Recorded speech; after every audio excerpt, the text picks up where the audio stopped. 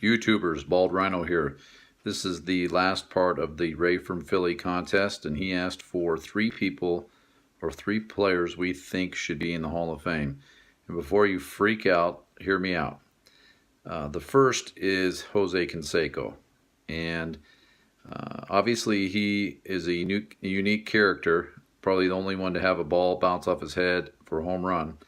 But I think it's important that the baseball community acknowledge the fact that he's the only one that was willing to come clean about the rampant steroid use in baseball, where in his estimate 90% of the players were using steroids. And I'm one of the people that believe that he's probably correct.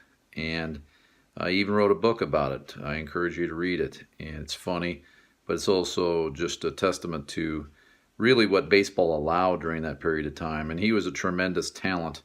One of the things people don't realize or remember or don't want to remember is he's Rookie of the Year and AL MVP. He was the first ever to go 40 homers and 40 stolen bases.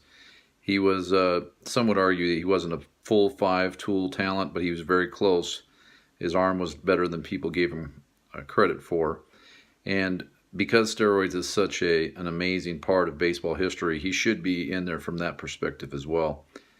The second, obviously, is Barry Bonds, and he was a fantastic player with a small head and then with a big head. His head's like 4 times bigger now with the steroid use.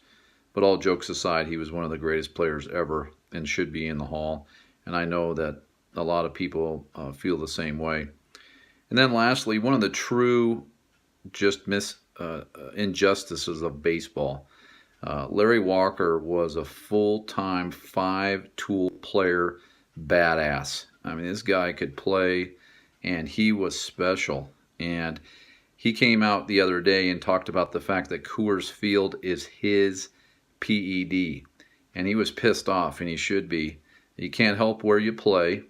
And so he was saying, how on earth do guys who injected themselves weekly like Bonds and Clemens get more votes than him? And I think he has a good point. He had a .313 lifetime average, 383 homers, 230 stolen bases, and he had a shotgun arm.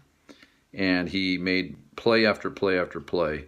And so he should definitely be in. And so I know the Hall of Fame is kind of ridiculous most of the time, but he not being in there is just a joke. Ray, thanks again for the opportunity to respond to your contest. Take care.